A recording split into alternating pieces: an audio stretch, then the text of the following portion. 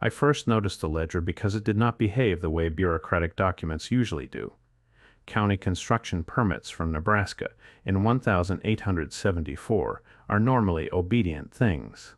Dates line up, measurements repeat, costs escalate in predictable increments. This one did not. Halfway down the page, between excavation depths and stone deliveries, a clerk had added a brief notation about a subsurface cavity encountered beneath the courthouse foundation site. No diagram followed, no revised plan, no invoice for removal, just a few words, and then a return to routine. I traced the handwriting across other pages. The same clerk appeared elsewhere, meticulous, methodical, prone to filling margins with clarifications. Here there was nothing. Surveyor signatures sat below the line as though the entry had never existed. Municipal board approvals referenced uninterrupted progress. Later summaries described smooth excavation, clean soil layers, uncomplicated footing work.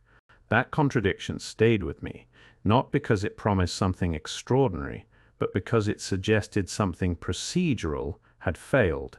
Paper trails are designed to preserve disruptions. They catalog obstacles, they justify delays. This one erased its own interruption.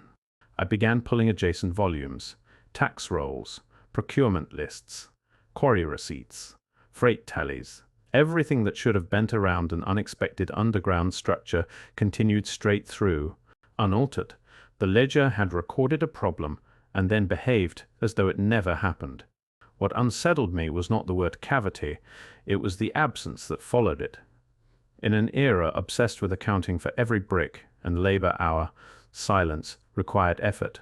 Somewhere between that brief notation and the next page, something structural slipped out of the official memory and settled quietly beneath decades of paperwork, waiting to be noticed again. To understand why that single ledger entry mattered, I had to establish what normal looked like in 1874. Frontier excavation was not improvisational in the way popular memory suggests. Manuals circulated among county engineers specifying cellar depths, drainage gradients, footing widths, and the thickness of stone required to carry civic structures through seasonal freeze and thaw. These documents were repetitive by design. Uniformity kept budgets predictable and inspectors satisfied. I assembled them alongside Nebraska records from the same decade. Soil strata were logged in tidy columns. Clay here, loam there. Limestone encountered at consistent depths along river-adjacent sites. Vaults, when they appeared at all, were purpose-built and expensive, listed months in advance, and justified through committee minutes. Against that backdrop, the courthouse notation looked increasingly out of place. Stonemasons appeared only as names tied to payroll sheets. Inspection boards surfaced through stamped approvals. No one deviated, no one revised a schedule, yet the averages refused to cooperate. Recorded labor hours climbed during the same week till the cavity was noted. Without explanation, freight tallies showed stone arriving on site that did not appear in foundation diagrams. The quarry receipts stopped for 3 days and then resumed as though nothing had interrupted supply. Blueprints ended mid-sequence. Replacement plans were never filed. The pattern was subtle, but it repeated across document types. Each system acknowledged strain and then refused to explain it. What unsettled me was not the possibility of error. It was the choreography. Multiple departments adjusted, paused, recalibrated, and then returned to routine, while leaving no narrative behind. Something had forced the machinery of frontier construction to hesitate, and the paper trail had closed ranks around that hesitation. Once the groundwork of typical excavation had been established, a single word in the Nebraska ledger began to exert disproportionate gravity. Bods, clerks in the 19th century, were precise with terminology. They distinguished cellars from cisterns, storage pits from tombs, drainage culverts from reinforced chambers. I traced those distinctions through municipal glossaries, contractor manuals, and procurement catalogs distributed across frontier counties. The vocabulary was consistent.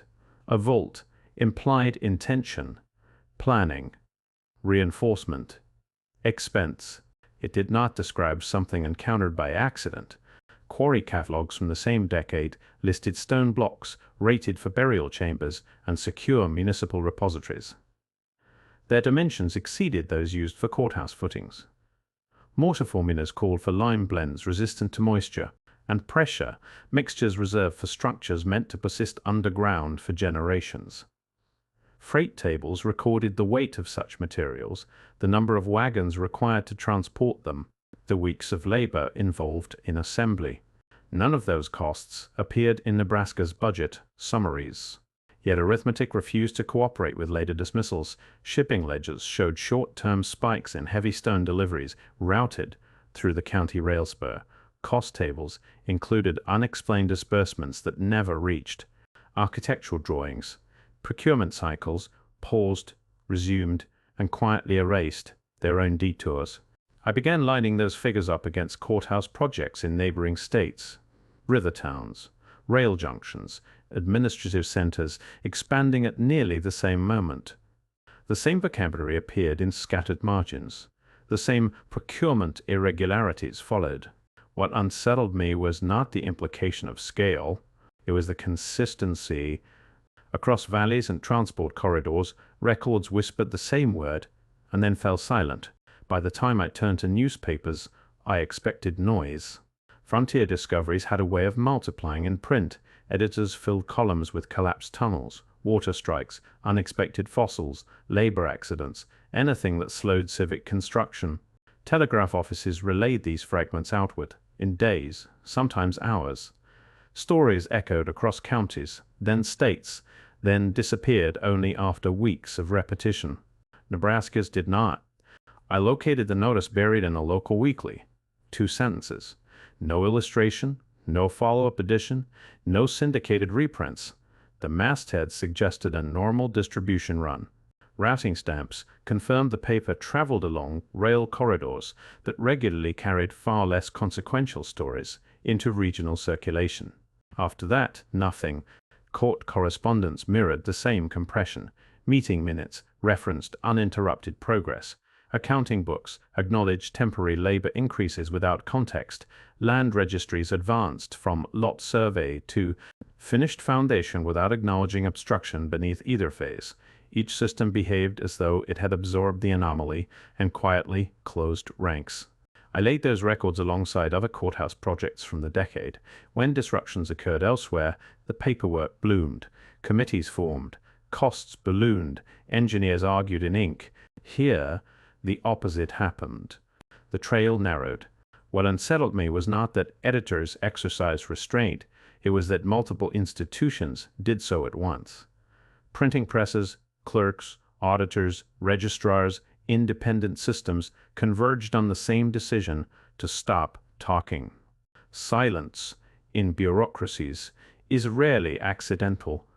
It is coordinated by habit, and habit leaves patterns. The silence would have been easier to dismiss if Nebraska had been alone. So I widened the frame. Rail timetables, freight manifests, county expenditure reports, and quarry invoices from across the Midwest began to accumulate on my desk. River towns first, then inland junctions, where new courthouses rose alongside expanding depots, and postal hubs. I treated them as coordinates rather than stories, plotting dates against construction phases, stone deliveries against labor surges, interruptions against administrative calm. Patterns do not announce themselves. They assemble slowly, reluctant to be noticed. Survey crews surfaced only as headcounts. Freight companies registered through tonnage tables. Stonecutters appeared as columns of wages that briefly inflated and then flattened again. No testimonies, no complaints, only arithmetic. When I overlaid the ledgers, clusters formed. Counties separated by hundreds of miles showed identical disruptions within months of one another. Excavation pauses followed by accelerated schedules. Temporary spikes in heavy masonry shipments that never appeared. In final blueprints, short-lived committees dissolved before publishing minutes. Each instance carried a slightly different vocabulary, yet the timing aligned along the same rail, corridors and river. Arteries feeding, administrative growth. Coincidence grows fragile when repetition acquires geography. The corridors themselves began to look deliberate. Transport routes where specialized materials moved quickly. Construction zones where authority concentrated. Locations capable of absorbing complications without public friction. I returned to Nebraska with that map in mind. What had once felt anomalous now resembled an early marker in a sequence still unfolding elsewhere. Not a deviation at the edge of development, but one of its first recorded tremors. If that courthouse ledger represented a buried interruption, it was no longer sufficient to ask why it disappeared. The more pressing question had become how often similar interruptions had been absorbed, normalized, and archived into invisibility long before anyone thought to compare notes. With patterns mapped above ground, I turned back to what lay beneath it. A chamber capable of interrupting courthouse construction in the 1870s would not have been trivial. Textbooks from later engineering schools outlined the volumes required to stop foundation crews outright.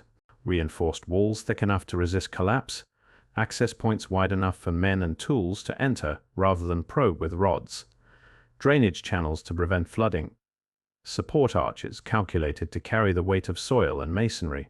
Overhead, those specifications exceeded what frontier counties commissioned for storage pits or culverts. Even municipal vaults built to secure records or currency were smaller, cheaper, and openly recorded months before excavation began.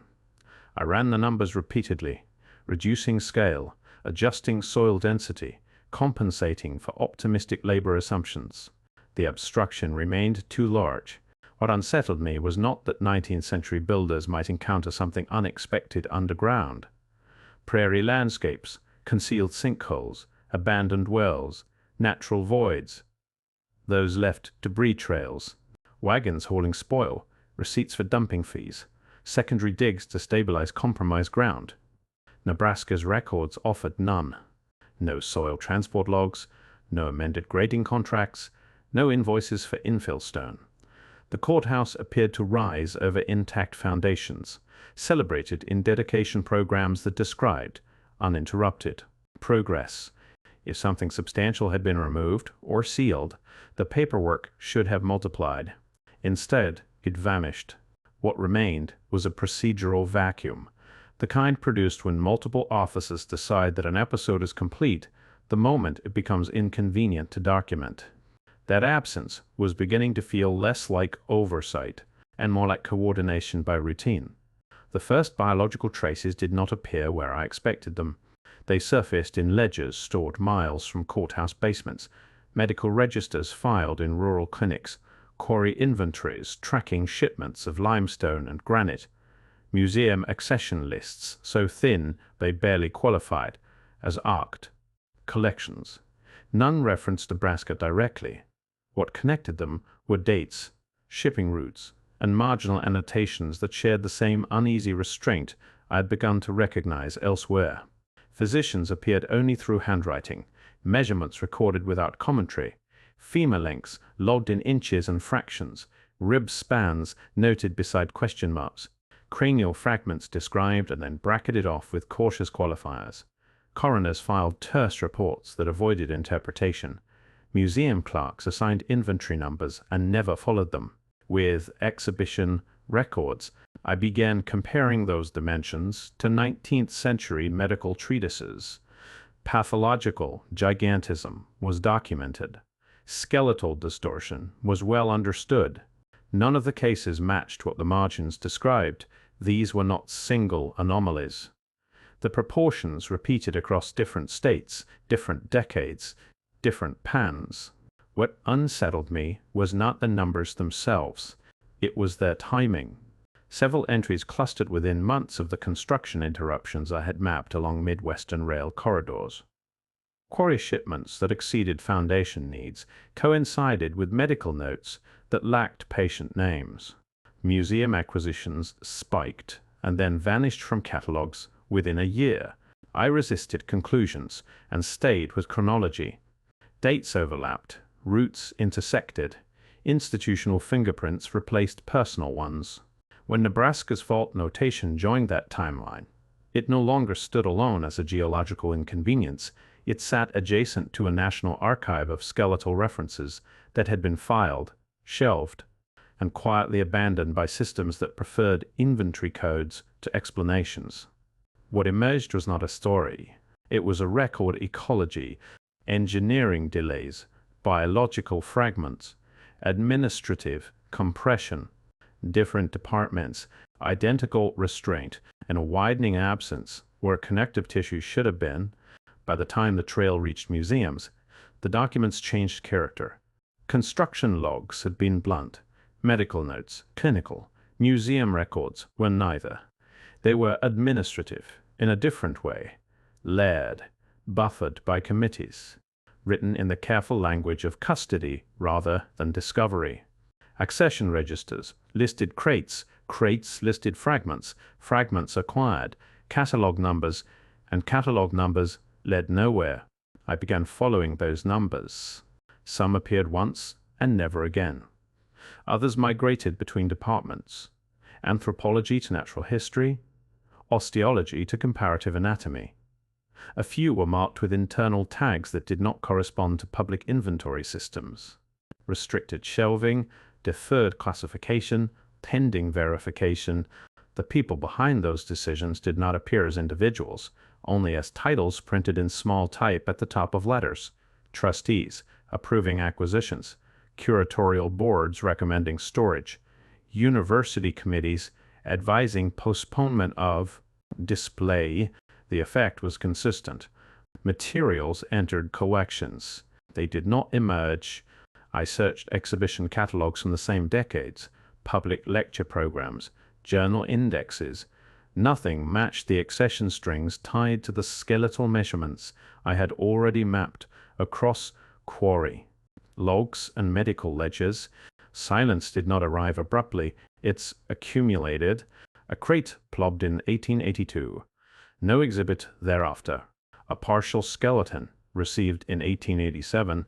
No paper published. A shipment acknowledged, insured, archived, then administratively absent. I found correspondence referring to unresolved provenance. Another mentioned pending comparative study. A third trailed off mid-sentence and resumed 3 months later on an unrelated topic, as if an interruption had been edited out rather than resolved. When I laid those timelines over Nebraska's courthouse project, the overlap tightened.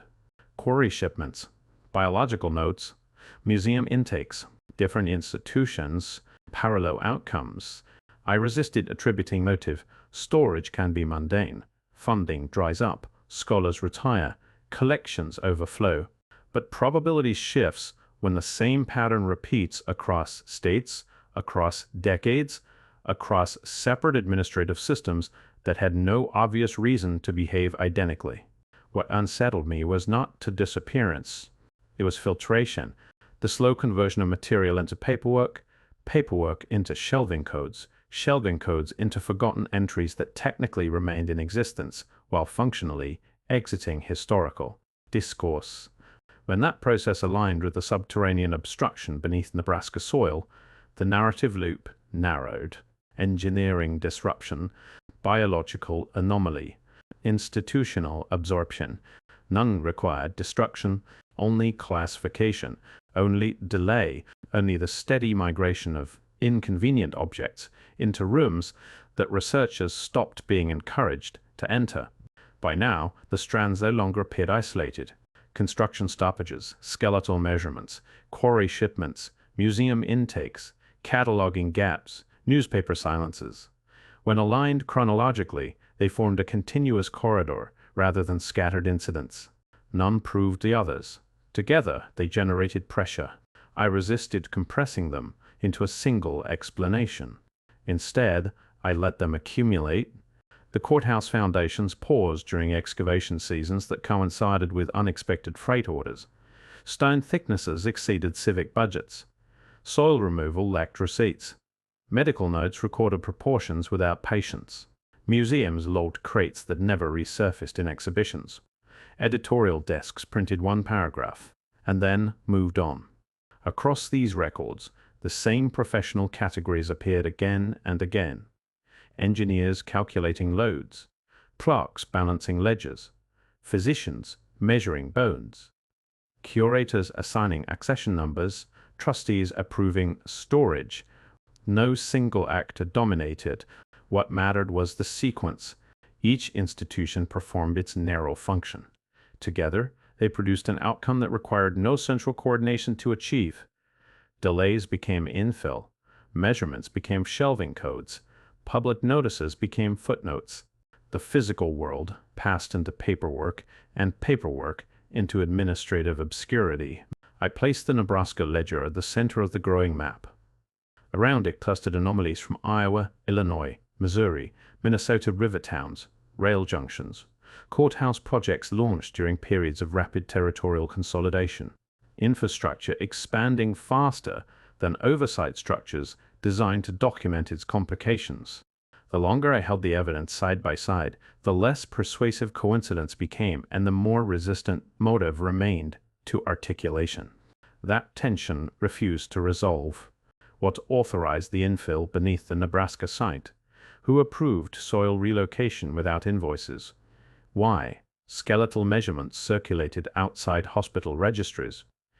How museum crates bypassed publication cycles. Which boards converted unresolved material into permanent storage when editors decided not to revisit initial notices. Those questions did not converge on villains. They converged on procedure, on how bureaucracies absorb anomalies by processing them faster than they can be interpreted, on how records fracture across departments until no single office retains the whole story, on how absence becomes cumulative. I reached the edge of what documents could supply, not because the trail was exhausted, because it dispersed. Each archive stopped at a different point. Each ledger handed the anomaly to another system. Each institution preserved fragments while ensuring that no one remained responsible for their synthesis. The result was not closure. It was density, an unresolved architecture of paper and stone and bone, an infrastructure of forgetting, and a timeline that ended not with discovery, but with a series of signatures, stamps, shelving decisions, and construction completions that celebrated progress while leaving their subterranean interruptions unnamed. What remained was not a conclusion. It was a structure built from gaps, and the recognition that whatever lay beneath Nebraska's soil in 1874 did not vanish. It was processed. By the end of the record search, nothing dramatic surfaced. No confession, no buried memorandum explaining what had been found beneath Nebraska soil in 1874. What remained were the same objects I had started with, now arranged into an architecture of repetition. The ledger entry that refused elaboration. The term vault written where cellar usually appeared. Freight invoices heavier than frontier budgets required. Soil that vanished without receipts. Skeletal measurements circulating outside hospital registries. Museum crates that entered collections and never emerged into. Scholarship, newspaper notices printed once and abandoned. Placed separately, each could be dismissed. Placed together, they refused to dissolve. I read the ledger again. I reread the query tables. I traced the museum accession numbers one more time, knowing where they would end. The documents did not contradict each other. They stopped. That was the feature I could not eliminate. Every institutional system performed its role and then passed the anomaly onward. Construction crews excavated and filled. Clerks recorded and filed. Physicians measured and forwarded. Curators catalogued and shelved. Editors printed and moved on. No single office retained the entire narrative long enough for interpretation. The people themselves never emerged from the paperwork. Only titles, committees, boards, departments. Their anonymity was not suspicious in isolation. It was administrative. In accumulation, it became structural. What had been encountered beneath Nebraska was absorbed by systems designed to stabilize disruption, not interrogate it. Engineering processes prioritized completion. Medical registries prioritized classification. Museums prioritized storage, newspapers prioritized brevity. Each step reduced complexity, not by force, by function. The result was a void, shaped exactly like a discovery. I resisted offering conclusions because the documents resisted them first. There was no final page, no termination report, no closing stamp. Only the slow thinning of detail as the trail moved from soil into paperwork, from paperwork into shelving, from shelving into institutional memory that no longer pointed back toward its origin. Nebraska did not feel like an anomaly anymore. It felt like an aperture, a place where multiple systems briefly intersected before resuming their ordinary operations. If something substantial had been uncovered there, the archive suggested it was not destroyed. It was processed, filed, distributed, left without a single custodian. That is where the record ends, not with denial, with diffusion, with gaps preserved so evenly across departments that no one archive retains enough to reconstruct what interrupted construction crews in 1874. What remains is the pattern and the knowledge that it persists only because those systems succeeded at what they were built to do: move forward, stabilize, complete, and leave behind just enough paper to suggest that something below the courthouse foundation did not belong to the surface world above it.